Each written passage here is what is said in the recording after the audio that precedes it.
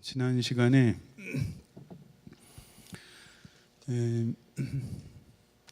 종교개혁으로 거슬러 올라가는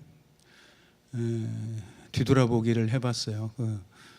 물론 뭐 책으로도 돌아볼 수 있고 오히려 책으로 돌아봐야 더 많이 볼 수 있는데 책 잘 안 읽혀지고 어차피 책도 잘 안 사고 뭐가 있는지도 잘 모르고 여행 가면 더 좋고 하니까 돈이 좀 많이 들어서 그렇지. 그래서 이제 유럽 여행을 얘기한 겁니다. 그래서 서유럽, 주로 서유럽.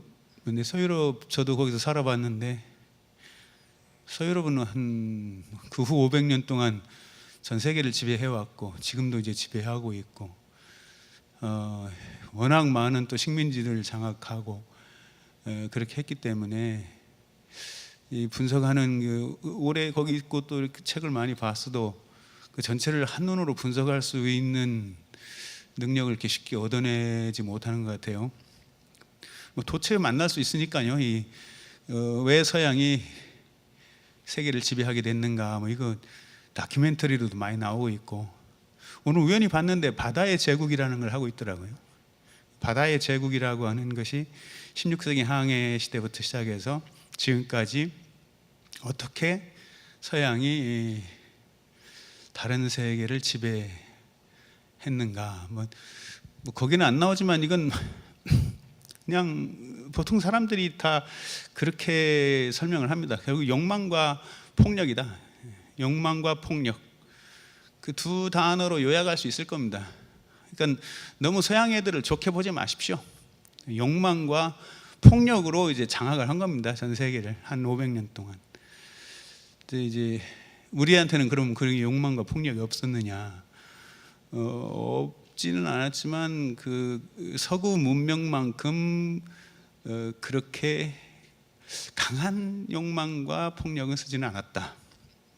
그 욕망과 욕망, 폭력과 폭력이 부딪혔을 때 서구 문명, 그리스 로마 문명이야말로 강력한 문명이었다. 뭐 이렇게 이제 말할 수 있는 거죠. 걔네들한테 졌으니까. 나도 이제 별로 넥타이 안 매는데 은퇴하고 나니까 한번 매봤어요. 이거 끌고 가면 개목걸이인데 이게 한복은 사라지고 이제 어쩌다가 이제 이렇게 된 겁니다 지금. 이걸 내가 뭐 말 안 해도 여러분이 주변에 지금 워낙 많은 자료들이 나와 있으니까 최근 지금 오늘 우연히 본 바다의 제국 제 3편은 어떻게 영국이 17, 18세기에 전 세계를 먹었느냐, 특히 인도의 면화를 먹고 이제 산업혁명을 일으키고 세계를 장악했는데 결국은 다 이쪽 세계에 피 빨아먹은 거거든요, 그 사람들이. 그래서 이제 성공을 한 건데 지금도 여전히 그 사람들 그래요. 그런 사고 갖고 있으니까 조심해야 됩니다. 잘 봐야 되고. 우리도 내가 지난주에 여행 얘기하면서 여러분들 여행 갈 때 약간 매너를 좀 막 지키려고 애쓰잖아요. 또 막 매너 안 지킨다고, 여행 매너 없다고, 호텔에서 뭐 그냥 잠옷바람으로 나가고 신발 슬리퍼 끌고 나가고 뭐라고 한다고 이제 듣는데 약간 무례할 필요는 있습니다. 뭐 서양 애들이 이쪽 와가지고 무례 정도가 아니죠. 얼마나 폭력을 썼는데 우리가 조금 무례했다고 뭐 그렇게 난리예요? 물론 심하게 무례할 필요는, 약간 그 기분 나쁘게 할 정도로 무례할 필요는 있습니다. 나가서 뭐 오징어 먹는다고 뭐라 그러면 그냥 대놓고 먹어요. 그냥 뭐 니네가 한 짓 생각해봐. 뭐 물론 이게 좀 그렇긴 하지만 뭐 말이 그렇다는 얘기고. 그래서 서유럽을 여러분이 여행을 하더라도 그걸 그 통째로 이해하기는 쉽지 않아요. 또 워낙 좋은 것들이 많으니까 그게 먼저 간단 말이에요. 눈이 그쪽으로 먼저 가니까. 그리고 막 좋은 게 많으니까 자꾸 그렇게 높이 보여지고 이렇게 그 사람들이 더 나보다 낫구나 이렇게 자꾸 그 열등감도 생기고 뭐 이런 건데, 그거에 비하면 이제 북유럽은 잘 정리가 돼 있고 또 역사적으로도 문화적으로도 잘 이해할 수 있습니다. 동유럽은 워낙 복잡하니까 지난 시간에 얘기한 그대로입니다. 그래서 내가 이렇게 많은 유럽 전체를 하는 이유는 종교개혁은 그 중에 한 군데서 일어났고 결과적으로 서유럽 쪽에서 성공을 이제 거두고 북유럽에서 성공을 거뒀어요. 부분적으로 그 내용은 이제 앞에 부분 제가 써놨으니까 보시면 돼요. 그 한 부분에서 일어난 그 이야기가 어떻게 한국에 그게 중요할 수 있느냐, 우리나라에. 왜 우리는 뭐 종교개혁 500주년에 그렇게 목을 매다시피 하는가? 서양의 역사인데 우리 역사도 아니고, 뭐 우리 역사 알지도 못하잖아요. 우리는 또 게다가 국사 이런 거 막 수능에서도 뺐잖아요, 한때. 여러분 뭐 자녀한테 국사 공부 안 시키잖아요. 야, 그거 공부할 시간 있으면 영어해, 영어. 뭐 수학해, 뭐 이러잖아요. 우리 역사도 잘 모르는데 웬 종교개혁의 역사, 서양의 역사인데. 그런데 우리가 기독교인이기 때문이고, 또 기독교 중에서도 개혁교회 또는 장로교회, 우리는 지금 장로교회죠. 이 장로교단의 어떤 뿌리가 그쪽에 있으니까 이제 우리의 기원을 거기다 놓고 보게 되는 겁니다. 그 이유가 이제 거기에 있는 거죠. 그럼 이제 들여다 보는데, 내가 지난 시간에는 루터 종교개혁과 그리고 북유럽에 대해서 말씀을 드렸는데, 이 부분 그냥 하나만 얘기하고 그냥 지나가겠어요.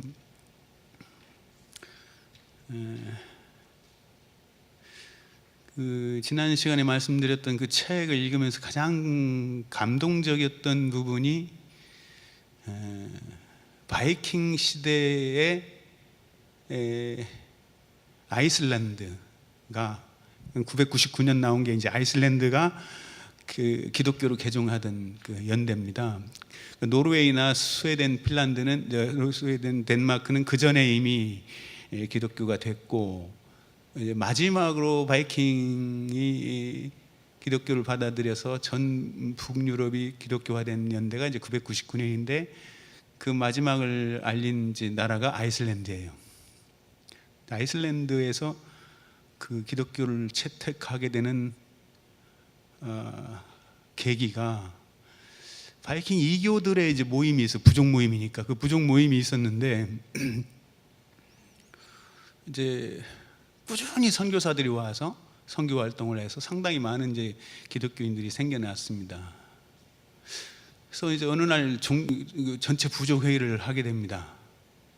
이 선교를 받았던 또는 선교를 했던 사람들이 기독교를 어떻게든지 이 전체를 바꿔놓고 싶어서 어떤 약간의 압력도 넣고 노르웨이 정부의 압력도 들어가고 해서 전체 회의에 이제 그게 주제로 올라섰어요. 전 부족이 이제 어떻게 할 것이냐, 기독교와 우리 이교를 이걸 어떻게 할 것이냐, 공존할 수 있는 것이냐. 근데 기독교인들이 일단 공존을 원치 않았죠. 이교도들은 이제 그러면 우리 나누자, 아예 나라를 나눠버리자. 우리는 이교 따르고 너네는 기독교 따르고 나눠버리자 하니까 그럴 수 없다. 그럼 어떻게 할 거냐? 결정해라.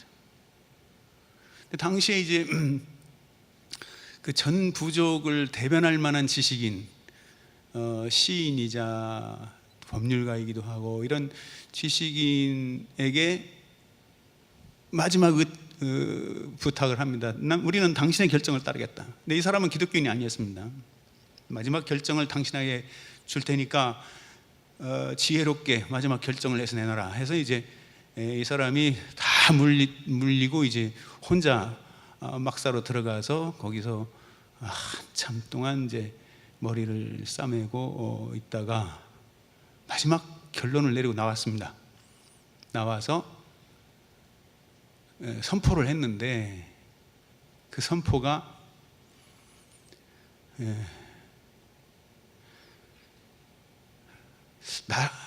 종교가 서로 다르다고 해서 나라가 나눠지면은 그건 우리가 원하는 바는 아니다. 나라가 더 중요하다. 이렇게 이제 보는 거죠. 나라가 더 중요하다. 그 종교 때문에 더 나라가 나눠지는 것은 우리 모두가 원하는 것은 아니다. 그러면 어떻게 할 것이냐? 뭐 이제 긴 얘기가 있는데 최후의 결론은 여러분이 정말 내 말대로 따르겠느냐? 따르겠다. 그러면 오늘부터 우리는 기독교를 우리의 종교로 삼겠다. 이교들이 얼마나 반발을 했겠어요. 그 말을 듣는 순간 자기들의 토종 종교들이 무시되고 기독교를 이제 국가 종교로 말하자면 그렇게 이제 세워놨으니까. 근데 모두가 다 바이킹입니다. 모두가 다 그 불만을 속으로 삭히고 세례를 받았어요. 이 불만을 속으로 삭히고 받았다는 것은 기독교인이 아니지만 세례받았다는 얘기입니다. 기독교인과 관계없이 세례받았다는 거죠. 신앙과 관계없이 나라를 위해서 이념을 받아들였다는 거예요. 통치 이념을 받아들였다는 뜻입니다. 그리고 그 법을, 일종의 헌법입니다. 그게. 그 헌법을 받아들였다는 거. 무엇 때문에? 나라의 통일을 위해서, 연합을 위해서, 일치를 위해서 받아들인 거예요. 물론 서유럽은 이걸 벌써부터 했고 313년부터 했고 이 북유럽에서 일어난 얘기입니다. 그리고 나중에 이제 종교개혁 이후에 1523년 다시 카톨릭에서 루터 교회로 또 바뀔 때도 루터 교회로 받아들인 겁니다. 그러니까 공식 종교가 루터 종교가 된 거고, 그리고 이제 2000년에 정교 분리를 완전히 선포하고 교회와 국가가 이제 더 이상 국가가 종교 이념을 통치 이념을 하지 않겠다고 선포했을 때 또 오케이 법으로 받아들인 것입니다. 이걸 쓴 사람이 이제 그 뒤에다 뭐라고 썼느냐면 얼마나 바이킹이 법치주의를 실천했는 한 민족이냐 종족이냐 이렇게 이제 논란 글로 이렇게 마무리를 했는데, 시사하는 바는 있어요. 여러 가지 이제 뭐 생각을 할 수 있는 그런 것들을 주는데요. 제가 이제 이 말씀을 드리는 이유는 이제 오늘 마지막 결론에 이게 또 연결이 되기 때문에 연결시켜서 말씀을 드렸습니다. 그 북유럽은 전체를 이해하는데 아주 깔끔하게 정리가 되어 있습니다. 다시 말씀드리지만 동유럽 여러분이 가봐도 잘 이해가 안 됩니다. 워낙 인종과 종교가 서로 얽혀 있기 때문에 잘 이해가 안 되는데 북유럽은 그걸 쉽게 이해시켜줘요. 그러면 이게 이제 우리나라하고 연결을 해서 우리나라는 이제 여러분 제일 뒤에 보면 가능한 한지 자꾸 쉽게 얘기하려고 하니까 이게 좀 어려울 수 있어요. 텍스트 안 읽겠습니다. 그래서 텍스트 읽으면 더 어려우니까 잘 안 읽혀지죠. 그리고 글이란 자체가 뭐 차라리 말 듣는 게 낫고, 그 한국의 종교개혁의 성찰이라고 되어 있습니다. 근데 이걸 결국은 이 얘기를 이제 해야 하는 거죠. 우리가 이 얘기를 할 때가 된 거고, 왜냐하면 나는 말이죠. 여러분이나 나는 기독교인이지만 이미 역사적으로 5,000년 넘게 길게 살아온 이 한반도에서 토종 한국인으로 있는 존재들입니다. 기독교인이면서 토종 한국인이에요. 우리가 서양에서 이민 온 사람들도 아니고 백인으로 민족 이동해 온 사람들도 아니고 우리는 그냥 토종 한국인인데 반만년 역사를 살아오고 수많은 종교들을 우리는 거쳐오면서 지금 기독교인으로서 현재 여기 있는 거예요. 그 시각을 가져야 된다, 이게 이 얘기입니다. 지금 그런 의식을 갖고 있어야 한국의 종교개혁이라는 것에 대한 성찰을 시작할 수 있다, 이런 얘기예요. 내가 기독교인인데 게다가 나의 기독교라는 것은 개혁주의라고 불리우는 장로교 신학 체계를 갖고 있는 어떤 전통 속에서 온 것이기 때문에 이걸 거슬러 올라가면 지금 500년 전에 깔뱅이라는 인물한테로 가는 겁니다. 이게 쭉 거슬러 올라가면 북유럽의 루터가 물론 시작을 했지만, 그러나 루터의 어떤 그런 입장이라기보다는 깔뱅이 만드는 어떤 그런 입장, 신학 체계 또는 뭐 성경을 해석하는 방식, 세상을 보는 눈, 문명을 대하는 태도, 이런 것들의 영향을 받은 교회다 우리가. 그러면 이제 우리의 뿌리를 알아보기 위해서는 역시 깔뱅 텍스트를 봐야 된다는 얘기예요. 그래서 제가 신학교에서 한 30년 이제 은퇴할 때까지 조금 뭐 기간을 제외하더라도 한 20년 동안을 깔뱅 텍스트를 번역하는 일에 시간을 많이 할애했습니다. 젊은 날을 바쳤다 이렇게 말할 수도 있는데 늙은 날까지 바치고 있습니다. 지금 이렇게 얼굴 볼 때는 안 늙어 보이잖아요, 제가. 멀리서 보면 더 안 늙어 보입니다. 가까이 보면 이제 진나이가 나오죠.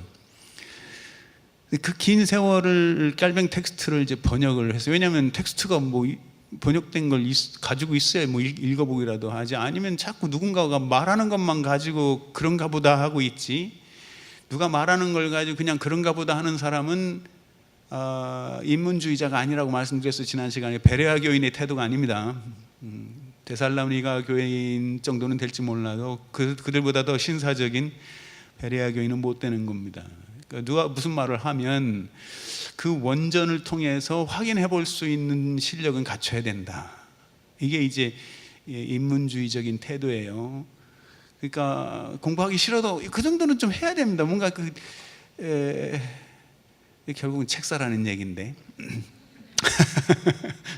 책을 아니면 이제 뭐 도서관을 만들든지 해서 여기다 비추해서 하여튼 봐야 된다는 얘기죠. 내용을 다 못 읽더라도 뭐 어떻게 생겼는지, 그 깔뱅 텍스트를 번역을 쭉 해서 깔뱅, 여러분이 지금 이제 이거 혹시 이제 갖고 계신 분은 제일 뒤에 내가 그 순서대로 이렇게 번역 순서대로 써놨어요. 그래서 기독교 강요, 깔뱅 소품집, 구약설교집, 신약설교집, 서간집, 뭐 이렇게 이제 깔뱅 전집, 거의 뭐 전집의 흉내를 내는데 전집은 될 수 없고, 왜냐하면 여기에 지금 주석이 빠져 있고 또 아직 기독교 강요 최종판도 아직 안 나와 있어서 전집이라고까지 말할 수는 없고, 선집, 깔뱅의 선집들을 한국어로 이렇게 모아서 내려고 하는, 이게 20년 훨씬 전부터 나의 어떤 목표 같은 거였습니다. 학문적 존재 이유 같은 것이었고, 그래서 그 긴 세월 동안 이제 이렇게 했는데 많이 내지는 못했어요. 왜? 우리의 조상이니까, 우리의 뿌리를 찾아가면 거기 가니까. 그럼 그 양반이 어떤 존재인지 알아보려면 텍스트가 번역돼서 나와야, 누구나 다 알아볼 수 있는 텍스트가 돼야 그 다음부터 무슨 얘기가 된단 말이죠. 무슨 얘기하면 그 사람 어디서 그런 말 했는데, 어디서 했어? 찾아보면 되는 거예요. 진짜 했는지 안 했는지. 진짜 했네. 안 했는데 그건 거짓말한 거지, 누군가가. 그래서 이 텍스트가 공유돼야 그때 비로소 우리는 그 사람에 대해서 논할 수 있는 거고 얘기할 수 있는 거예요. 성경은 공유하고 있잖아요, 다. 성경에 대해서 거짓말할 수 없죠. 다만 해석의 문제겠지만, 왜? 성경은 번역등이 우리한테 있단 말이죠. 그래서 쭉 이제 번역을 한 20년 넘도록 하면서 이제 은퇴를 하고, 그럼 이걸 가지고 번역을 했으면 뭐 그래, 그 깔뱅이 뭘 한 거고 우리한테 무슨 유익을 주는 건데 라는 질문을 던지게 되고, 그러면 500년 이후에, 그것도 이제 상당히 긴 세월 동안 서유럽 중심으로 해서 이 깔뱅이의 텍스트가 유럽의 기독교인들에게 뭔가 영향을 주었단 말이죠. 그 400~500년 동안. 근데 그렇게 해서 만들어진 신학들이 다 서구 신학이에요. 그게 뭐 여러 사람들이 나옵니다. 아마 여러분들 많이 들었을 거예요. 누구 막 이름 막 나오고, 강단에서도 나오고, 또 공부 때도 나오고, 옆에 대화 때도 나오고, 뭐 신학 조금 공부했다는 사람들 다 뭐 한마디 나오고, 미국에서 갔다 온 사람 미국 사람 얘기하고, 뭐 영국 간다면 영국에서 뭐 이렇게 다 얘기들이 나오는데, 그럼 그 사람들은 다 뭐냐? 다 어쨌든 이 깔뱅의 시각을 가지고 성경을 해석하고 세상을 풀어가는, 결국 성경과 세상이라는 건 뭐예요? 계시와 문명, 지난 시간에 얘기한 계시와 문명, 계시를 이해하는 이해력과 문명을 바라보는 시각을 유사하게 갖고 있다는 겁니다. 비슷하게 갖고 있는 사람들입니다. 그게 개혁주의 세계관을 이제 형성하는 거예요. 그게 이제 장로교라는 사람들이 공통적으로 갖고 있는 시각인 거예요. 성경 해석과 문명 이해라는 둘을 동시에 유사하게 본다는 겁니다. 성경도 유사하게 보고 세상도 유사하게 분석하고, 이렇게 그런 사람들이 서양에서 뭐 나라별로 이런 세계관을 가진 사람들이 나라별로 거기서 자기들의 신학을 이렇게 이제 만들어내고 또 역사를 진행시킨 겁니다. 그게 근대라는 거죠. 그래서 칼빈주의라고 이제 부를 때 우리가 소위 뭐 깔뱅주의, 칼빈주의, 켈빈주의 뭐 이렇게 소위 이즘을 붙여가지고 깔뱅에다 이즘을 붙여서 하나의 어떤 주의를 만들었을 때 어떤 공통분모가 있는 것인데, 그게 우리 한국에 지금 들어왔고 우리에게도 지금 뭔가 약간은 강압적인 면도 없지 않아 있게 우리한테 주입을 해주고 있다는 거예요. 누군가 우리한테 주입을 하고 있는 겁니다. 여러분도 모르게 그냥 자꾸 주입 당하는 거죠. 뭐 반발할 이유도 없죠. 반발할 능력도 안 되잖아요. 그냥 뭐 그런갑다 하고 됐잖아요. 그런데 이 중딩들 왔어 오늘도? 잘 들려? 강압적으로 왔지? 자발적이라기보다는 강압적으로 왔을 거예요. 원래 종교가 강압적이야. 그래, 그 칼빈의 세계라는 것이 그러면 뭐냐? 일단 이제 칼빈주의는 어쨌든 각 나라별로, 각 시대별로 거기에 문화에 맞게 진행되어 오다가 만들어진 것이니까, 미국의 칼빈주의, 미국이라는 나라가 형성되면서 거기 주체 세력이 누구입니까? 거기에 그 미국이라는 나라를 이끈 칼빈주의자들을 우리가 뭐라고 불러요? 퓨리탄이라고 부르죠. 퓨리탄들, 청교도라고 부르는 이런 사람들이 이제 어떤 형성해 놓은 세계. 또 유럽에서는 또 유럽, 또 오스트랄리아, 남아공 뭐 이렇게 이런 나라들, 그게 서유럽이 진출한 나라들입니다. 다 서유럽이 장악한 식민지들이에요. 그 나라들이 결국 깔뱅의 세계관 가지고, 이 세계관 가지고 이렇게 했다, 이렇게 말해도 뭐 틀리지는 않았다, 이렇게 볼 수 있는 겁니다. 뭐 물론 전부가 맞는 말은 아니지만 그래도 적어도 그 세계관이 거기에 영향을 미친 것이 사실이다.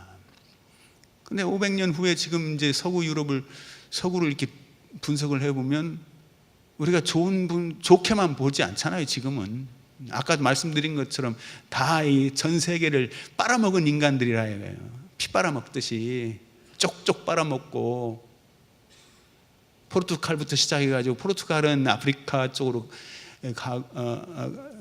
가고 스페인은 아메리카 쪽으로 가서 16세기에 소위 콜럼버스 이후에 지네들이 발견이라고 말하는 이걸 통해서 가는 곳마다 이름도 잘못 붙여진 아메리칸 인디안이라는 인도 사람들이 들으면 기절할 만한 그런 인디안을 거기 막 만들어내놓고 많이 죽이고 했어요.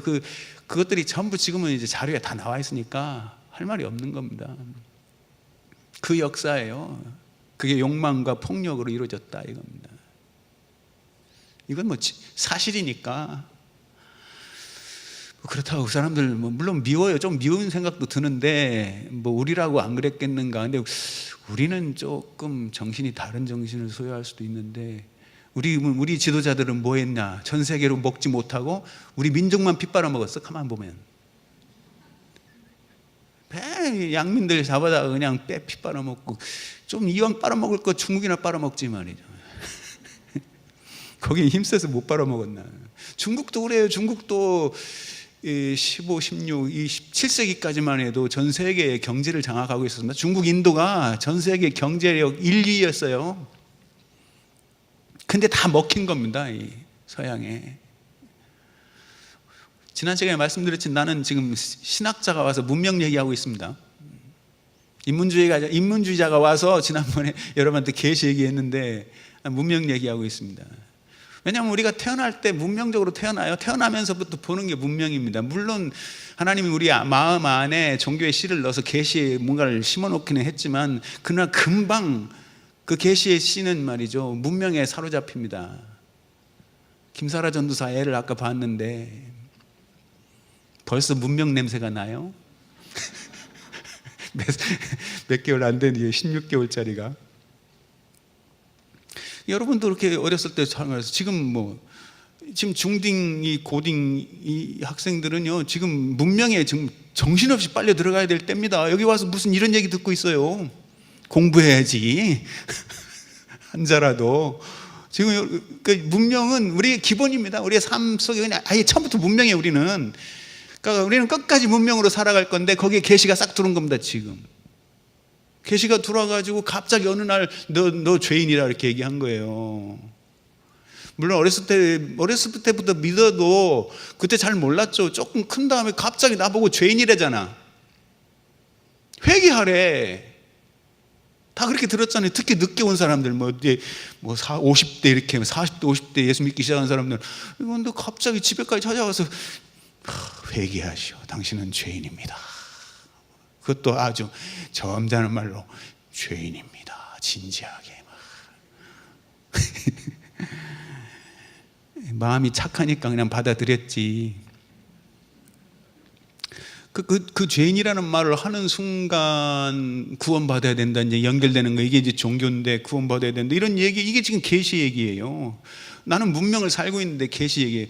잘 나갈 때, 내가 만약에 문명권에서 잘 나가면 그런 얘기 잘 안 들어오는데, 문명권에 잘 못 나가고 막 자꾸 왕따 당하고 뭐 사업도 잘 안 되고 그러면 이제 계시가 쏙 좀 들어옵니다.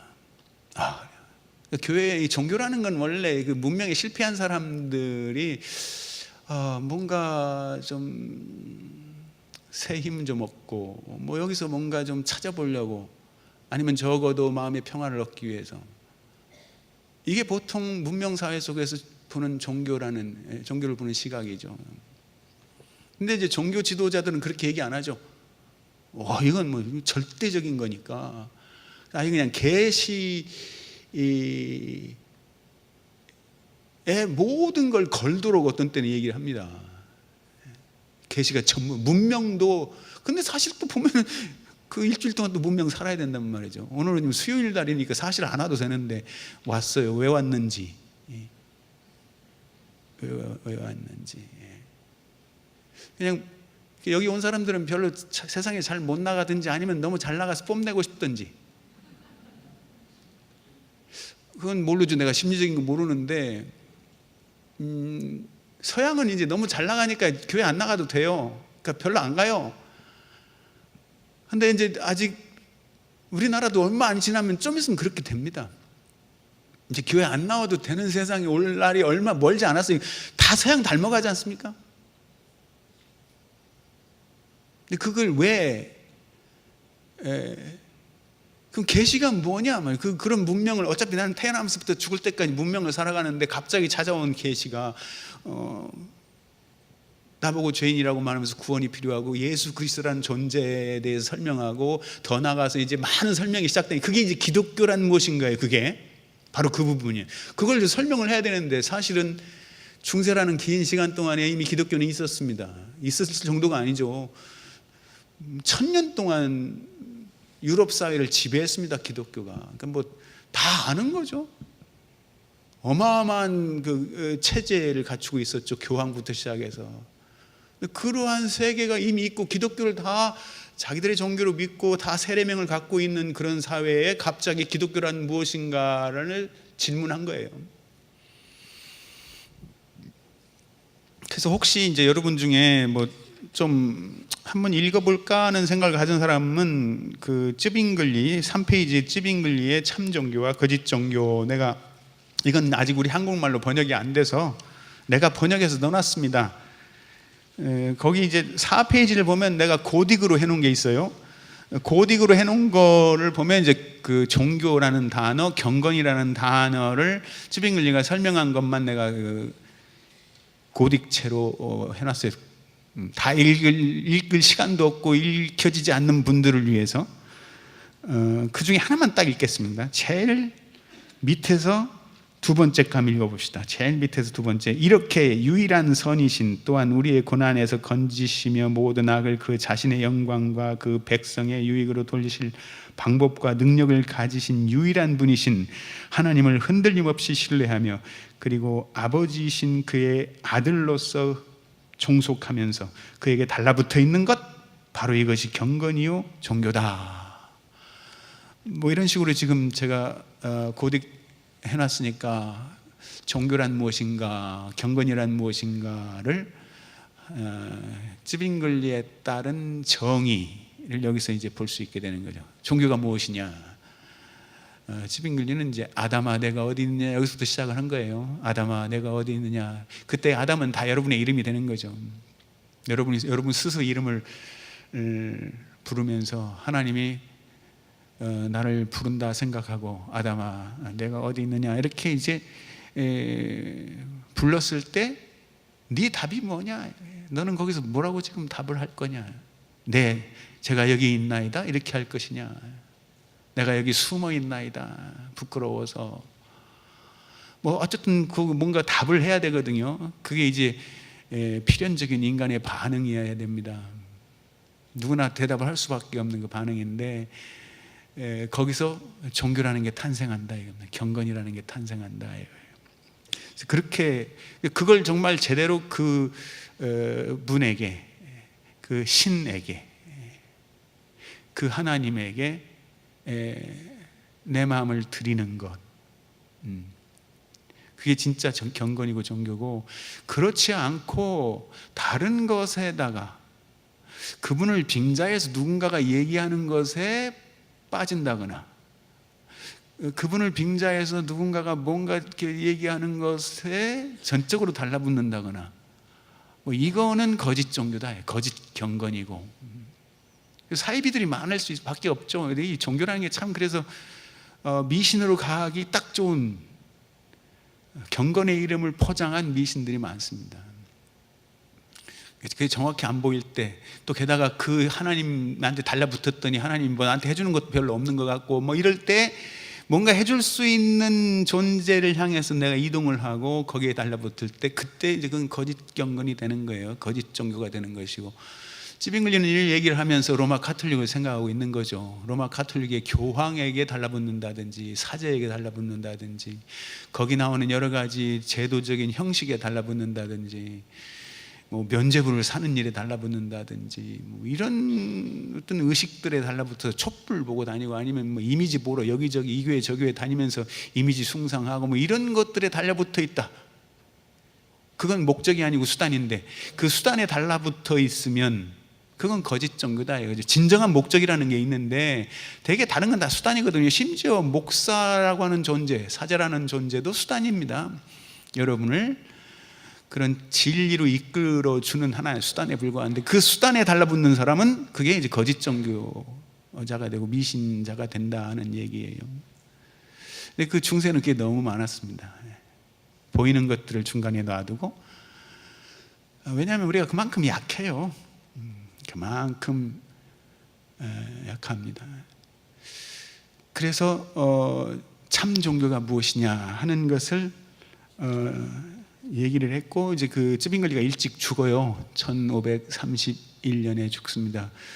그리고 이제 그 뒤를 이어서 깔뱅이라는 인물이 이 개혁파 세계의 루터 쪽이 아닌, 루터라는 아닌 개혁파 세계의 성경 해석과 세상의 문명에 대한 분석을 시도하면서 뭔가를 내놓습니다. 이제 1541년에 깔뱅이 이제 한번 제네바에 쫓겨났다가, 이 얘기하자면 너무 기니까 다시 뭐 스트라스부르가 다시 들어와서 이제 제네바 사역을 하던 때가 1541년이고, 바로 그 해에 이 책을 내게 돼요. 기독교란 무엇인가라는, 기독교 강요라는 책을 내게 되는데, 프랑스어판 초판입니다. 지난 시간에 얘기했듯이 이게 라틴어판 2판이고 프랑스어판 초판인데, 이 텍스트를 나는 이제 굉장히 소중하게 여겨요. 왜냐하면 나중에 1559년에 나오는 이제 최종판 같은 경우에는 제네바에 최적화된 신학 대전이다 이렇게 볼 수 있어요. 신학 대전. 너무 신학은요, 지난 시간에 얘기했듯이 신학은 너무 신학으로 가버리면 문명 이해에 좀 오히려 둔해지고 어떤 그냥 틀 속에 갇혀버리는 성향을 갖게 됩니다. 그래서 신학교에서 공부를 너무 오래 할 필요가 없다는 생각을 가끔 들어요. 나도 신학교에 있었지만 신학교에서 가끔 보면 너무 쓸데없는 거 가르치나 이런 생각할 때가 있습니다. 너무 깊이. 우리는 그걸 스콜라주의라고 부릅니다. 중세 스콜라 신학은 어떻게 하면 바늘 끝에 천사가 얼마나 몇 명이나 앉을 수 있을까 이런 연구를 했다고 한다면 그게 무슨 의미가 있겠어요?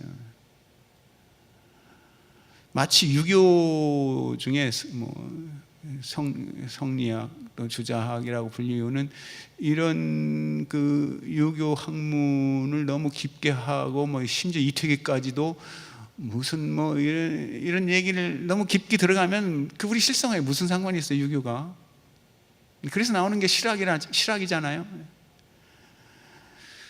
실제적인 신학이라는 것, 실제적인 학문이 되기 위해서는 차라리 나는 이 텍스트가 우리한테 더 효율적이다 이렇게 이제 보는 거고, 이건 이제 열린 미래가 있는 거예요. 1541년에 제네바를 향해서 가는 깔뱅, 제네바라고는 사회에 이제 새로운 문명을 열어주는 그런 과정에 그 어떤 입구에 서 있는 깔뱅의 텍스트고, 1559년 최종판은 그 마지막에 제네바 사역을 마치는 마지막 단계의 신학 대전이기 때문에 내용도 좀 내용보다는 구조가 달라지고, 특히 구조가 달라집니다. 그리고 그 구조가 달라지면서 방향성도 달라지게 되고, 또 너무 어려워요.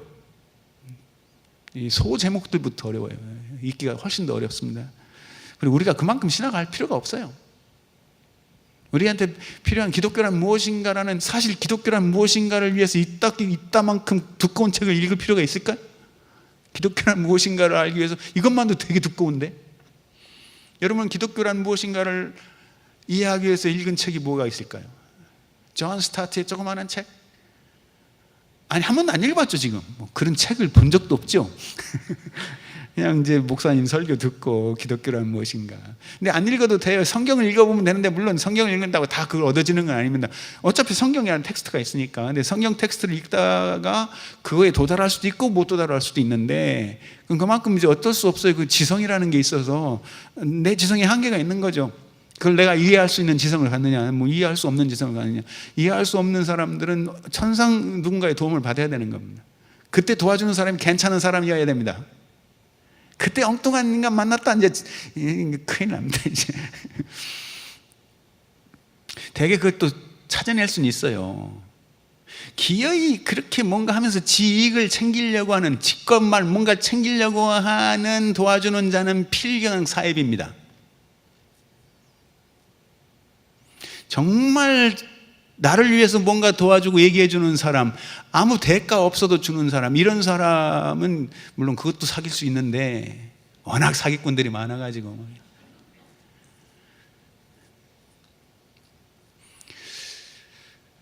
어쨌든 이제 오늘은 이걸 분석해 줘야 돼요. 물론 여기서 다 분석 못하니까 아주 간단한 것만, 아주 순박하게 깔끔하게 제가 분석해 드리겠습니다. 근데 이렇게 분석해 놓으면 또 책 안 사요. 궁극적으로는 여러분이 읽을 수 있는 이런 그 지적 풍토를 만들어야 돼요. 자, 지난 시간에 내가 얘기했어요. 모든 성경의 중심에는 누가 있다? 예수 그리스도가 있다. 그러면 예수 그리스도는 신약이니까 아무래도 신약에 나타난단 말이에요. 그래서 역시 신약 읽기가 편해요, 구약보다. 구약은 창세기부터 복잡해. 읽어도 읽는 것 같지가 않죠. 그리고 읽다가 딴 생각하고 벌써. 그리고 여러분이 몇 독을 했는지 몰라도 1독하고 2독하고 3독 해도 하나도 모를 수 있습니다. 읽은 게. 그냥 읽기만 했지. 그래서 100독한 거 자랑할 필요가 없어요. 모르는데 100독하면 무슨 소용이에요. 한 번을 읽어도 제대로 읽어야 이해가 돼야죠. 그러니까 이제 내가 그걸 못 읽어내면요, 맨날 의존할 수밖에 없습니다. 목사님한테 들어야 돼요. 아이고, 전사님 이거 좀 가르쳐줘요. 맨날 그래. 언제 커? 스스로 읽어야죠. 읽어내야죠. 그리고 정말 읽어도 이해가 안 될 때 그때 물어봐야죠. 계시를 보는데 예수 그리스도가 중심이니까 뭐예요? 그럼 그 예수 그리스도가 누구인가에 대해서 관심을 갖게 됩니다. 이거 어떤 존재인가? 다도 전도할 때도 그렇게 전도해주고 예수 그리스도. 그럼 결국 뭐예요? 죄를 얘기하기 위해서는 율법 이야기 나와야 되니까 그럼 율법 구약으로 가는 겁니다.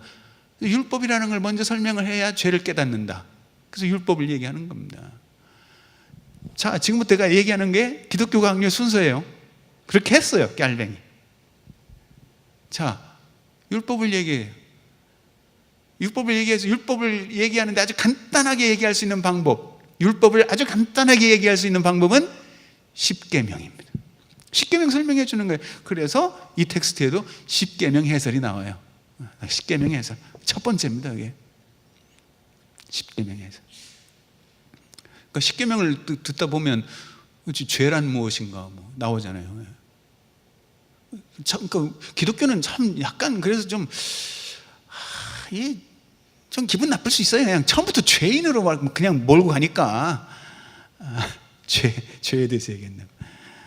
그래서 기독교 국가권을 우리가 죄의 문화다 뭐 이렇게 이제 말하고, 우리는 뭐 체면 문화다 이렇게 말하는 사람인데, 어쨌든 그 죄의 의식을 얘기하고 그 위에서 이제 십계명을 설명하고, 그 다음에 뭐예요? 이제 그거를 누가 구원해 주는 거예요? 예수님이 구원해 주는데 그냥 구원해 주는 것이 아니라 어떻게? 믿으면 구원해 준다니까. 믿음이 이제 조건처럼 나타난단 말이에요. 그러면 믿는다는 게 무엇이냐를 설명을 하기 위해서 뭐 설명도 많이 해야 되잖아요. 근데 이것도 쉽게 설명할 수 있는 딱 한 가지 방법이 있어요. 뭐예요? 사도신경. 십계명을 해설해주고 사도신경을 설명해주면 율법과 믿음 문제가 끝나는 겁니다. 제대로 이해되면. 이렇게 돼 있어요, 이거 순서가. 그 다음에 자, 십계명, 사도신경, 그 다음 또 뭐 있을까요? 당연히 주기도문이죠. 주기도문은 이제 영성이죠. 기독교 영성이 어떤 것이어야 할지에 대해서 보여주는 기도니까. 근데 이 영성이 좀 우리가 사실 오늘 여러분은 영성에 대해서 얘기를 듣고 또 영적으로 뭔가 새로운 힘을 얻고 가는 그런 거에 익숙했기 때문에 오늘은 그런 순서는 아닙니다. 오늘은 지적인 순서입니다. 그냥 이해해야 되는 거예요, 머릿속에서. 어쩔 수 없어요. 나는 뭐 영성이 없기 때문에 뭐 줄 것도 없고 그렇다고 뭐 지식이 많은 것도 아니지만 뭐 내놓으라니까 좀 내놔보는 겁니다. 그래서 주기도문이라는 것이 이제 나오는데, 이게 사실은 기독교 강요 초판이에요. 1536년이 그렇게 되어 있습니다. 진짜 순서가. 그리고 나서 제도입니다. 성례, 거짓 성례, 그 다음에 교회와 국가. 이게 기독교 강요 초판입니다. 1536년. 근데 이것은 너무나 루터적인 것이었기 때문에 깔뱅이 1541년 프랑스파 초판, 라틴어판 2판을 내면서는 여기에 상당히 뭘 집어넣었어요. 이게 이제 개혁주의적인 세계관이 담긴 깔뱅 고유의 어떤 신학, 그리고 오늘날 우리가 개혁신학이라고 부르면서 한국적인 것을 찾아가야 한다면 그 출발점이 될 수 있는 귀한 텍스트라고 나는 생각을 해요. 그래서 열심히 번역을 해서 내놨습니다. 자, 그럼 여기 뭐가 더 들어갔느냐? 초판에 안 들어간 게 이제 하나 나와요. 이건 필연적으로 깔뱅이 해야만 했고 또 고민을 했던 부분이고, 그 고민한 부분들이 이제 여실히 느껴지면서 텍스트가 등장하는데, 그게 가운데 껴 있습니다. 중앙에 껴 있고, 앞으로는 이제 아까 말한 율법과 그 십계명 해설과 사도신경 해설이 들어 있어요. 앞부분에 한번 볼까요? 5쪽에 보십시다. 5쪽에 보면 깔뱅의 신인간 제도에 대한 거는 성찰해 놓고 제가 구성 그렇게 있죠. 신 1장, 2장, 그리고 3장, 4장, 5장, 9장, 7장, 8장 이렇게 이제 앞부분 넣습니다. 제도 전까지가 그렇게 돼 있어요. 신, 인간, 그리고 제도. 근데 그 인간 신인 관계, 그 신인 관계를 설명하면서 율법, 믿음, 그 율법 믿음 속에 십계명 해설, 사도신경에서 들어 있습니다. 상당히 긴 앞부분을 율법과 믿음에 대해서 설명을 해주는 겁니다. 이게 신과 인간과의 관계의 설명이에요. 가장 많은 지면을 할애해서 신과 인간과의 관계를 설명해 주고 있습니다. 물론 초판에는 신에 대해서 길게 없었는데 이제 이교 신과 기독교 성경의 하나님과의 관계를 설명하려다 보니까 조금 이제 양이 늘어났어요. 그게 1장이에요. 그러니까 1장은 원래는 그냥 하나님으로 성경의 하나님만 얘기하고 끝냈는데 성경이 하나님하고 이교의 신하고 무슨 관계가 있는가, 어떻게 다른가, 이걸 설명을 해줬어요. 일반 계시와 특별 계시와의 관계 설명인데 이거는 이제 우리 개혁 신학이라고 하는 것이 너무나 성경 계시에만 정말 치우쳐 있는 것은 아니다, 이걸 입증해 주고 있어요. 그러니까 여러분이 만약에 우리 교회가 말이죠, 막 계시에만 치우쳐 있으면 이거 사입이 됩니다. 중세 때도 교회가 너무 문명화되니까 모든 문명을 때려치고 그리스 로마 문명을 다 때려치고 오직 계시에만 충실해 살자, 이런 사람들이 나타났어요. 오직 계시에만 충실하자, 이런 사람들은 문명을 떠나야 됩니다. 그리고 실제로 그렇게 산 사람들이 많아요. 근대에도 그런 사람이 많아서, 예를 들어서 미국에 가면 메노나이트 공동체들이 필라델피아 위쪽으로 공동체에 숨어 살고 있습니다. 지금도 아미시 소사이어티라고, 거기는 이제 이미 드러나가지고 영화 위트니스가 그걸 너무 알려줘 버렸어요. 그래서 이 아미시 마을은 문명화 됐어요. 뭐 텔레비전도 보고 학생들 대학도 다니고 뭐 냉장고도 쓰고 텔레비전도 쓰고 전화도 쓰고 뭐 이렇게 했죠. 근데 그 속으로 확 들어가면 아예 그냥 거의 세상에 살면서 세상에 살지 않는 듯한 사람들이 모여 삽니다. 그 사람들은 정말 계시대로 사는 거예요. 나는 그런 집단을 영혼을 사는 시간에 한 집단이다, 공동체다, 이렇게 부르는데 그냥 마치 뭐 에녹이 하나님과 동행하다 그냥 가는 듯한, 그걸 정말 동경하는 사람들은 뭐 불교에도 있어요. 불교에도 원래 수도원적 삶이 그런 거죠. 그냥 세속을 떠나서 들어가는 겁니다. 산으로 들어가는. 중세 수도원들도 그렇게 했는데 그 수도원들보다도 더 심한 케이스들입니다. 아예 문명과의 접촉을 끊어버리는, 이게 계시 일변도의 삶이에요. 그렇게 못 살잖아요. 우리는 아까 말했듯이 우리는 태어나면서부터 문명에 산다, 거기에 계시가 들어온 것이다. 근데 이 계시를 심하게 받아들일 때는 그런 충동을 받아요. 실제로 충동을 받고 세속을 떠날 수 있습니다. 근데 그거는 꼭 기독교인이 아니더라도 우리 나라 역사 고대에 보면 그렇게 산 사람들이 세파에 시달려서 가야산으로 들어간 최치원이라든지, 이번에 내가 가야산도 가봤는데 최치원의 흔적이 있더라고요. 거기에.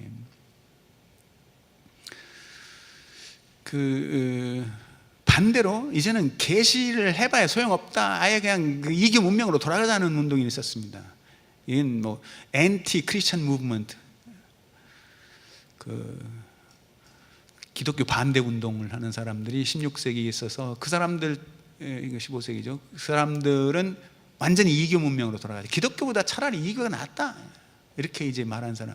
기독교에다가 문명을 맡겨놨더니 더 개판이다, 차라리 옛날 소크라테스나 뭐 플라톤이 낫다, 뭐 이렇게 이제 말하는 집단들이 있었는데, 다시 한번 말하지만 유럽 문명은 그 기독교와 그리고 그리스 로마 문명이 융합돼서 어울려진 것이기 때문에 어느 쪽 하나라도 빠져나가면 그건 서구 문명이 끝나는 겁니다. 그래서 16세기에 그걸 다 거부하고 다시 한번 헬레니즘이라는 것과 헤브라이즘이라는 것을 융합시켰어요. 그렇게 한 사람이 바로 깔병이에요. 깔병은 계시 일변도 아니다, 이거예요. 그리고 이 계시 일변도는 뭐 있었냐면요, 신약의 중심이자 곧 성경 정체의 중심이신 예수 그리스도, 그분이 누구인가라는 질문을 했을 때 이런 지금 같은 교리가 나오고, 그분이 무엇을 했느냐는 질문을 던질 때는, 자, 그분이 누구인가라는 질문과 그분은 무엇을 했는가, 그분의 행함은 무엇이고 우리한테 뭘 가르쳐 줬는가, 이 둘을 나눴을 때 말이죠, 그분은 누구인가 쪽이 이렇게 교리 형성으로 앞에 1장, 2장, 3장, 4장 쭉 갔다면, 그럼 그분이 행한 것은 무엇인가라는 질문을 던졌을 때 우리는 그의 산상설교의 가르침과 그의 삶을 보게 되는 거죠. 그 두 양면이 있습니다. 그분은 누구인가, 그분은 무엇을 했는가. 그 무엇을 했는가를 이제 물을 때, 누구인가도 그렇지만 누구인가를 따라가면 이제 그 구약의 하나님, 엘로힘, 야훼 뭐 이렇게 다 이제 설명이 돼야 되니까 구약과 연결해서 이제 구원사적으로 설명을 하게 된 거고, 이걸 이제 계시로 여러분이 찾아내기는 어려워. 이건 역시 신학이란 말이죠. 이게 신학이에요. 교리고. 왜냐하면 그것을 여러분 성경 읽으면서 이렇게 교리화 시켜내기는 어렵습니다. 정말 전문적으로 해야 돼요. 그러니까 그냥 그건 이제 교리 설명을 드려야 되는 거고, 그분이 누구인가, 그분이 무엇을 했는가는 여러분도 찾아낼 수 있는 거예요. 그분이 무엇을 했는가, 그럼 뭐 성경 읽으면 나오니까. 근데 문제는 구약과 그걸 연결시키는 것입니다. 그러니까 하나님은 인간에게 무엇을 요구하고 있는가라는 질문과 똑같아요. 하나님은 인간에게 무엇을 요구하고 있는가, 그걸 찾아내기 위해서 창세기부터 여러분이 읽어나가는 겁니다. 맑은 정신으로. 그 무엇도 선입견 갖지 않고 그냥 있는 그대로 쭉 한번 읽어보는 거예요. 물론 한번 기도해야죠. 성령님 도우소서 하고, 이제 엉뚱한 영 오지 말게 하소서 하고, 이제 맑은 정신을 읽어나가다 보면 이제 보이는 거예요. 이때는 확실히 인문학적 지식이, 그런 어떤 통찰력이 필요한 겁니다. 쓸데없는 선입견 가지 말고 텍스트를 있는 그대로 볼 줄 아는 그 평정심, 또 그런 부지런함. 여기서 부지런함이라는 것은 사전도 찾아보고 뭐 이렇게 해야 되는 거죠. 뭔가 지식적으로 추구해야 되니까. 뭐 그렇게 해서 보면 뭐 일단 일대기를 보니까 뭐 누가 누구를 낳고 쭉 가다가 에녹 나오고, 그 다음에 또 노아 나오고 쭉 가다가 아브라함이 탁 나오면서 이제 어떤 한 인물의 일대기가 쫙 전개되는 거죠. 그때 야훼가 나타나는 겁니다. 나타나서 난데없이 네 문명을 떠나라 이렇게 얘기하니까, 네 문명을 떠나라 말이죠. 그래서 거기서부터 여러분 읽어나가다 보면 아브라함, 뭐 일대기가 뭐 아브라함 밑에는 누구죠? 아브라함, 이삭, 야곱, 요셉, 뭐 이건 다 족장들은 같이 쳐야 됩니다. 한 묶음으로 와요. 다 자식들이 나오니까 계속 요셉까지 나오고 이집트까지 다 내려가는 얘기가 이 창세기에 쭉 뒤에 나온단 말이죠. 그럼 그 굉장히 긴 얘기가, 창세기 거의를 다 차지하는 그 얘기가 뭘 요구하는 거냐? 하나님은 뭐 어쩌라는 거냐? 떠나라. 뭐. 보면 떠나라요. 떠나라요. 그리고 떠나고 갈 바를, 나중에 여러분 히브리서 11장을 참고하면 되겠죠. 저는 갈 바를 알지 못하고 갔다. 그걸 믿음으로 얘기했다. 그 다음에 이삭 바치는 얘기는 이건 뭐 정말 기상천외한 얘기고, 키르케고르는 그걸 막 기절초풍해서 전율과 공포라고 그랬습니다. 어떻게 자기 자식을 바치라고 하냐고 막 진짜로 바치려고 했잖아요. 아브라함이 그걸 믿음이래. 여러분 이렇게 읽혀져야 돼. 지금 그게 아주 맑은 정신으로 읽는 거예요. 그걸 요구하는 하나님이에요. 근데 그걸 했고, 그렇다고 무슨 뭐 옆에 무슨 제사 바칠 뭐 순양 옆에 있으리라고 뭐 생각하고 미리 한 건 아니잖아요. 하고 그냥 객사했어요. 그러다가 객사했고, 그리고 좀 이제 지나서 누가 나와요? 모세. 모세가 떡하니 그 일대기는 그 사람 아브라함 족장들, 그 다음에 모세도 120년 동안의 역사가 40년 아주 딱 나눠지면서 나와요. 그 스토리도 이렇게 읽으면서 그냥 스토리로만 볼 게 아니에요. 그 하나님은 또 모세한테 뭘 요구했을까 이렇게 또 들여다보는 거죠. 40년 동안, 또 그 40년 동안, 또 마지막 40년 동안 거기도 객사, 요단강 건너가지 못했죠. 객사예요. 아브라함 객사, 객사. 이 객사란 말 상당히 중요해요. 이게 나그네로 죽었다는 뜻입니다. 나그네로 죽었다는 뜻이에요. 고향을 밟지 못하고 나그네로 죽었다. 이 나그네라는 개념은 히브리서 11장의 개념입니다. 믿음장의 개념이에요. 나그네라는. 그리고 나그네가 아닌 이제 제 3의 인물이 나오죠. 누구? 다윗. 그러니까 구약 전체에 말이죠. 일대기를 다루는 사람은 세 사람이에요. 아브라함, 모세, 그리고 다윗. 그리고 가장 유명한 사람들이에요. 구약의 가장 인물들이고. 그러니까 다윗은 좀 다르죠. 다윗은 왕이 됐단 말이죠. 왕이 됐으니까 이건 떠나라가 아니죠. 왕이 된 후에, 그러나 가장 왕 같지 않은 왕이에요. 나 여기서 다 설명할 시간은 없고 여러분이 읽으면서 발견해 보라는 얘기입니다.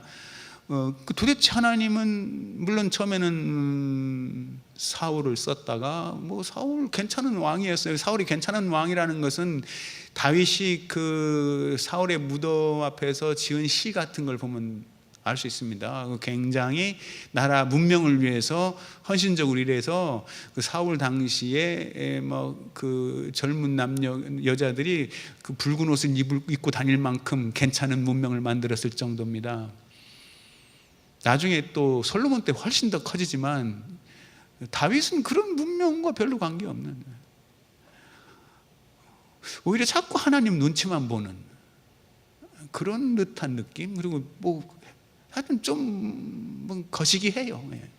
왕으로서는 좀 그래요. 왕으로서는 사울과 솔로몬이 훨씬 나은데 하나님은 다윗을 최고로 쳤습니다. 이유가 뭐냐 이거죠. 또 하여튼 그 평생 나오고, 그 다음에 이제 왕들은 정말 허접대기들입니다. 이스라엘의 쓰레기들이죠. 왕들이 전부 하나같이 그냥 다 평가를 우습게 해놨어요. 다 르호보암의 길을 따라가더라 이런 식으로 써놨습니다. 그 구약 계시가 그렇게 돼 있어요. 그리고 이제 선지자들이 나와서 뭐라고 하고 제사장들한테 똥이라고 그러고, 선지자들한테 거짓 선지자 뭐라고 하고, 왕들 까고 이 얘기예요. 전부 구약이라는 게 뭘 하나님은 그렇게 얘기하고 계실까.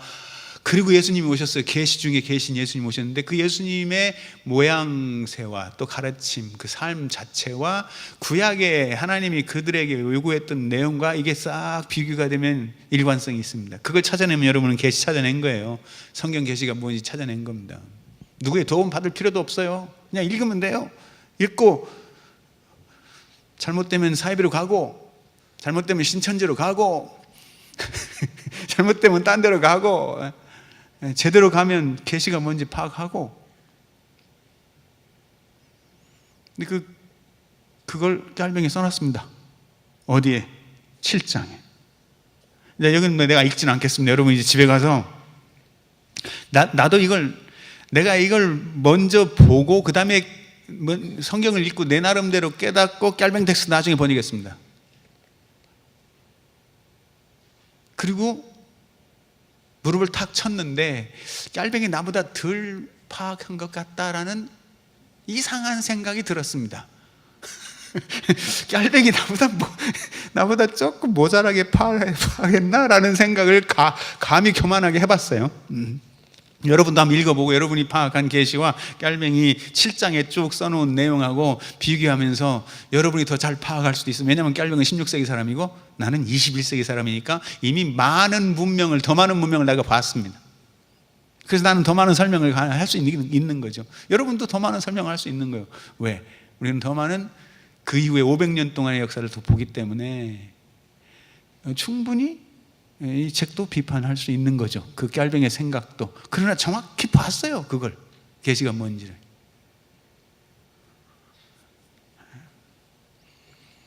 그리고 이제 거기까지 하고 그다음에 그 다음 8장 계시는요. 그 계시가 7장 8장이에요. 근데 8장 계시는 예정 계시입니다.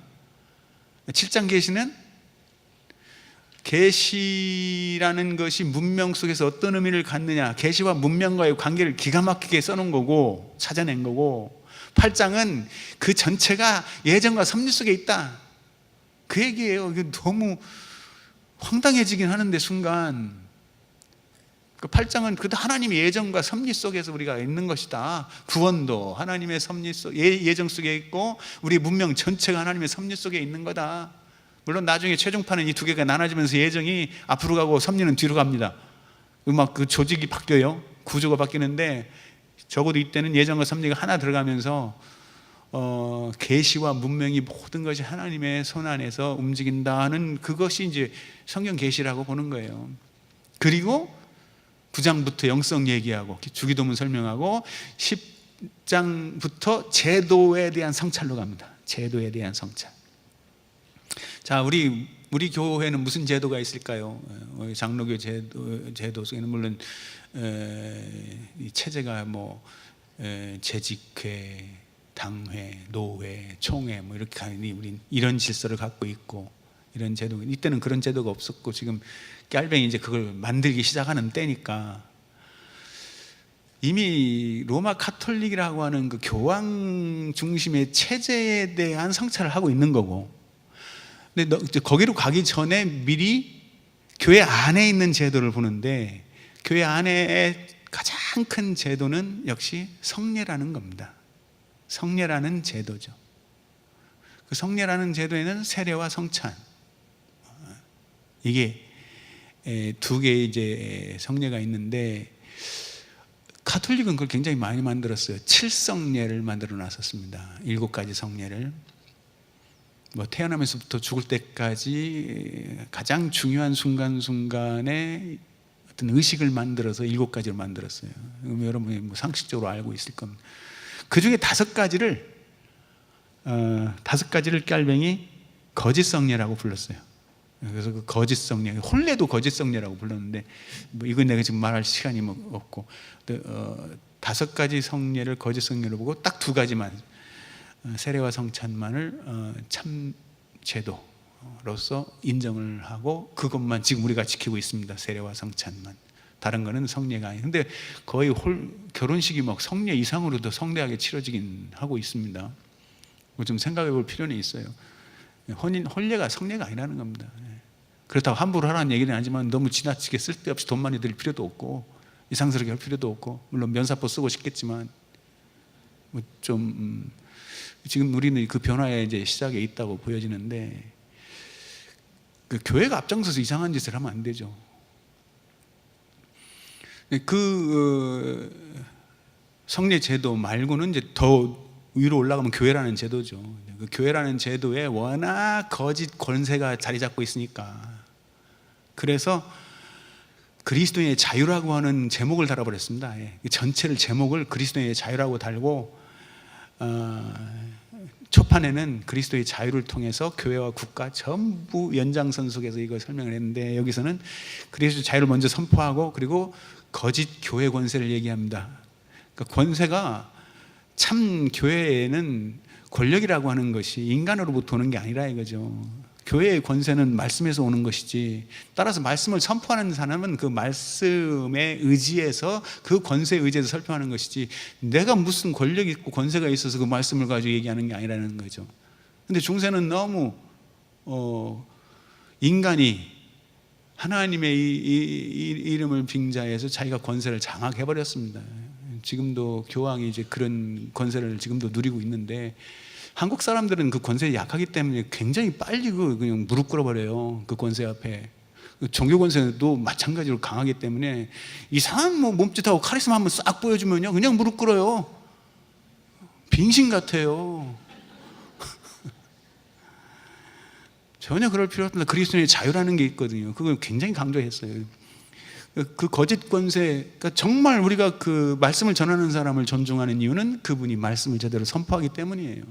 그것 때문에 존중하는 거지, 말씀도 아니고 엉뚱한 무슨 권력을 장악한 사람처럼 장악한다면 그건 저항해야 됩니다.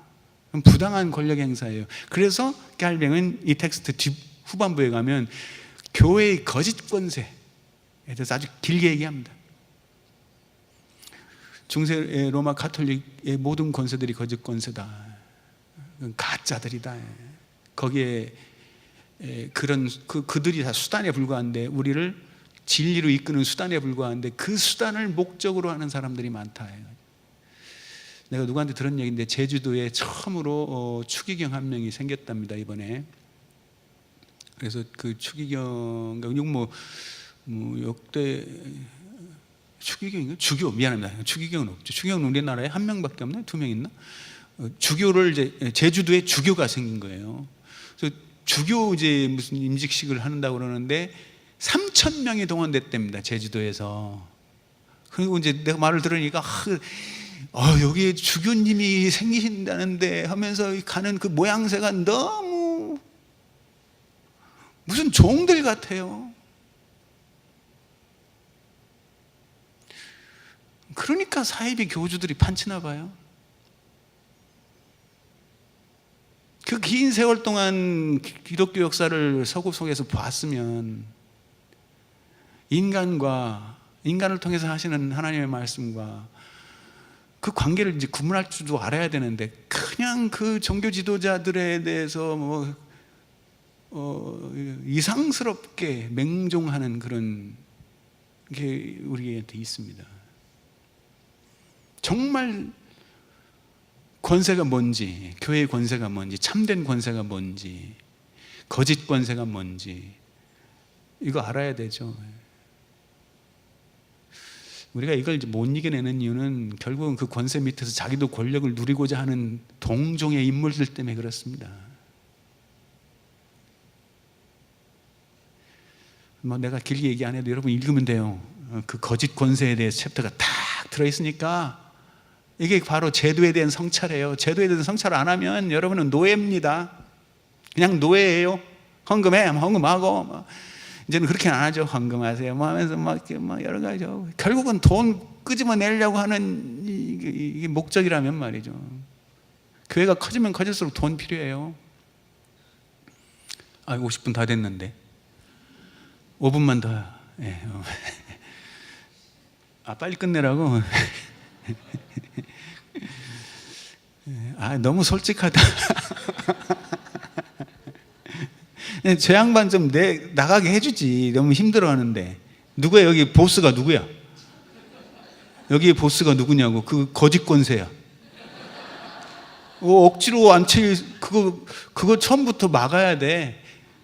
정말 힘들면 나가. 난 정말 그거 안 보고 싶어. 아니 진짜 힘들고 그러면 누구의 보스? 여기 아저씨 같은데.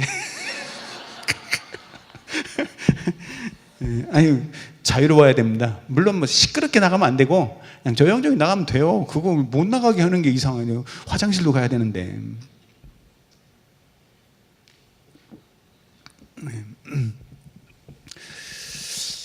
뭐 얘기했다 잊어버려. 5분 얘기. 이거 지금 마무리 해야 되니까. 지난주는 내가 뭣도 모르고 그냥 막 9시 반까지 해버렸는데 오늘은 제 시간에 끝내야 되겠습니다. 책 사인회 안 해도 돼요. 그냥 차라리 그냥 5분 더 하는 게 나아요. 잊어버렸어요. 제도에 대한 성찰, 거짓 교회 권세, 그리고 국가. 여러분 국가도 이게 제도잖아요. 한번 생각해봐요. 기독교 종교란 무엇인가? 기독교란 무엇인가를 말하는데 왜 국가의 이론이 나올까요? 여기에 국가는 어떠해야 하는가라는 것이 텍스트 안에 들어있어요. 아니 기독교란 무엇인가를 지금 말하는 책이 국가는 어떠해야 한다라는 텍스트 챕터를 하나 넣어놨습니다. 국가론을 다루는. 그것은 뭘 의미해요? 내가 이미 북유럽 얘기했죠. 국가의 종교입니다. 기독교는 국가의 종교니까 그 국가의 종교에서 기독교를 갖고 있는 국가는 어떤 국가여야 하는가 하는 것을 쓰고 있는 겁니다. 지금은 이제 그런 국가가 아니죠. 이제 우리가 살고 있는 세속 사회인데, 이 세속 사회는 그러면 깔뱅이 말했던 그런 국가론과 오늘날 우리가 살고 있는 이 국가론은 어떻게 이걸 연결시켜야 되는가? 그러려면 이제 400~500년 동안, 400~500년 동안의 근대의 이 국가의 정치의 발전 이론을 쭉 봐야 됩니다. 결국 법치국가가 이제 형성되고 민주주의 국가가 나오게 되는데, 깔뱅이 지금 만든 제네바는 공화제예요.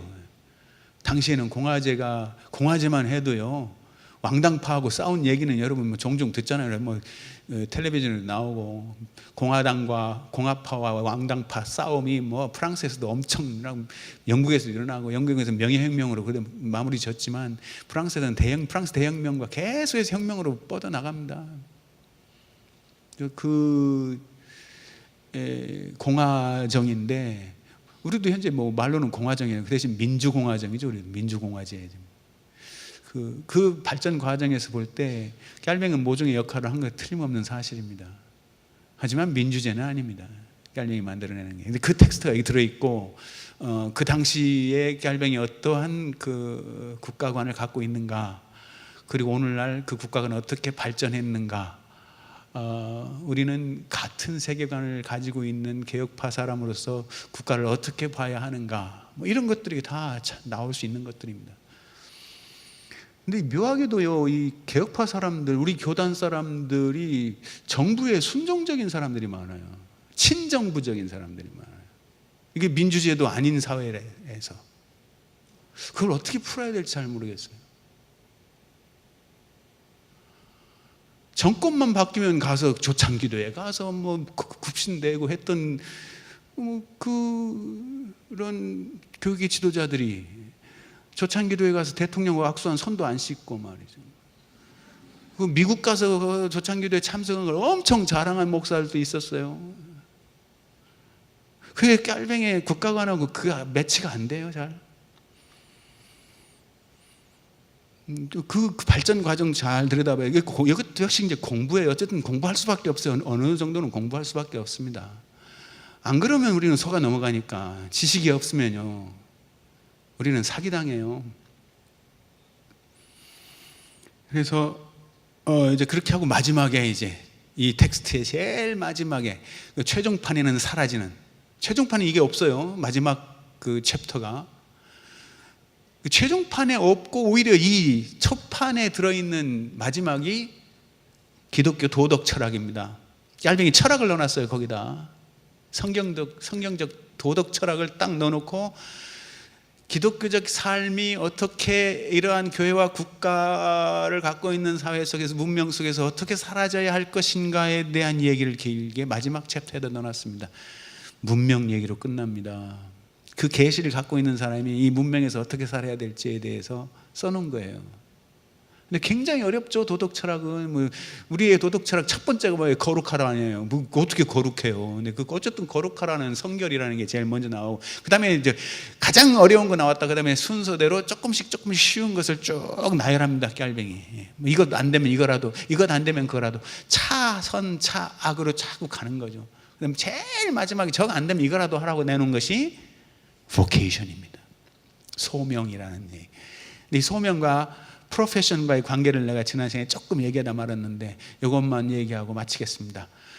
이 프로페션과 vocation, 프로페션은 직업이 됐죠. 소명이지만 직업적 소명이고, 결국은 이 중세 이 시대의 직업적 소명은 법학, 의학, 신학으로 이렇게 이제 자리가 잡혀서 전문대학원들인데, 이제 오늘날은 뭐 전문대학원들이 워낙 많고, 인문학도 없이 전문대학원 바로 가는 사람들도 많고, 이건 굉장히 중요한, 인문학을 하고 가야 된다고 하는 것은 그 인문학적인 기초를 통해서 프로페션을 비판할 수 있게 되기 때문이에요. 예를 들어서 내가 신학을 전문으로 했는데, 지금 우리 한국은 뭐 신학이 그 국가고시를 안 하니까 전문직이라고 말하기에는 사실은 뭐 교회 안에서만 활용을 이제 하는 것이어서, 목사가 되기 위해서 신학 전문대학원을 가는데, 신학적인 그 지식들이 사실상 국가를 위해서 쓰기에는 그렇게 많은 활용도는 없어요. 옛날 뭐 이건 마지막, 이건 뭐 하지도 못하고 끝나겠는데, 마지막 여러분이 뭐와 연결돼서 보냐면 한국의 종교개혁의 성찰하고 연결해서 보세요. 그 불교에서도 그 불교적인 어떤 신학색채, 그것이 어떻게 고려나 신라 시대에 사용되는지 뭐 이거 이렇게 연결돼 보면 대한민국의 기독교 교리가 신학이 어떻게 한국이라는 나라의 문명 운용에 활용될 수 있는지 하고 연결될 수 있는데, 그건 실제로 국가와 관계가 크게 없으니까, 정교가 분리된 사회에서는 크게 없으니까 이걸 큰 의미는 없습니다, 신학이라는 것이. 그러나 의학하고 법학은 뭐 사정이 다르죠. 여러분도 이제 사위나 또 아들을 법대나 의대 보내갖고 의사나 판검사 시키고 막 이러고 싶잖아요. 1순위잖아요. 맞죠? 아닌가? 아직 멀었구나. 애들이 어리구나. 근데 그거를 프로페셔널로 할 때, 선서를 해도 프로페셔널로 된다는 것은 내 이름을 드러내고 더 많은 돈을 챙길 수 있는, 이게 이제 프로페셔널의 길입니다. 그래서 뭐든지 얘기할 때 나는 프로페셔널하다 할 때는 그게 문명과 연결되어 있습니다. 문명은 결국 돈과 권력이죠. 정치와 경제니까. 나의 프로페셔널이 정치와 경제와 연결돼서 뻗어나가는 것을 찾는 겁니다. 그 프로페셔널은 당연히 그렇게 가는 거죠. 지금 우리는 스포츠에다 모든 걸 지금 연결시키고 있는데, 의학도 그런 거, 의사도 결국은 뭐 거기에 계시가 좀 들어와 가지고 뭐 남을 먼저 살리고 보자, 이런 사람들은, 이런 의사들은 결국은 어디 시골로 다니고 이렇게 나중에는 뭐 폐인 되고 이렇게 되잖아요. 법학도 마찬가지고. 법학한 사람들은 대부분 그 법을 이용해서 자기의 이득을 챙기는 사람들이 많지 않습니까? 그게 프로페션 속에 보케이션이 망가진 겁니다. 프로페션은 있는데, 그래서 지식은 굉장히 많은데 보케이션이 없어졌어요. 그래서 자기의 소명이 뭔지 더 이상 모르게 되는 겁니다. 신학도 마찬가지가 됐다고 나는 봐요. 그래서 신학이라는 테올로지라고 하는 것을 공부한 사람들이 목회를 하고 뭘 하는데 이 프로페션이 된 겁니다. 그리고 실제로 프로페션이라고 말하고 있고, 전문가잖아요, 전문가. 장례도 잘 드려야 되고 설교도 잘해야 되고 뭘 다 관리도 잘해야 되는데 보케이션이 없어졌어요. 그럼 뭐예요? 남는 게 돈과 권력이라는 거예요. 이걸 찾는 거예요. 그게 문명화되는 겁니다. 어쩔 수 없이 우리가 문명화되니까, 내가 오늘 시작부터 말씀드렸듯이 우리는 태어나면서 문명을 살아가니까 이건 뭐 피할 길이 없는데, 그렇다면 피할 길이 없는 이 문명 사회 속에서 기독교인으로 사는 내가 어떻게 하면 이 계시라는 걸 가지고 이 문명 속에서 나의 직업을 수행하면서 나의 소명을 견지할 것인가? 이게 깨알뱅이 우리에게 던져주는 기독교란 무엇인가라는 책입니다. 교회 앞에서 그리고 국가 앞에서 나의 직업 세계 속에서 내가 받은 소명이라는, 그 소명은 뭐겠어요? 계시를 가지고 문명으로 들어가는 겁니다. 아까 7장, 여기 7장 여러분이 찾아야 될 목, 그걸 가지고 문명 세계에 들어가는 건데, 결국 직업, 어떤 직업을 갖든지 그 직업을 가지고 그걸 나의 잡으로 여기면서, 프로페션까지는 못해도 나의 잡으로 여기면서 그 잡 속에서 내 보케이션을 지켜나가는 거예요. 이걸 얘기하고 있습니다, 깨알뱅이. 그리고 이것을 근대에서 서유럽 사람들, 특히 먼저 서유럽 사람들이 이걸 좀 오버했던 것 같아요. 이걸 좀 오버해서 오늘날 지금 한국에 들어온 이 한국의 기독교도 결국은 문명의 먹잇감이 되지 않았나. 교회도 마찬가지. 지금 교회의 본래의 보케이션이 사라지고 교회라는 프로페션이 남고 이 교회라는 잡이 남는, 신학교도 마찬가지로.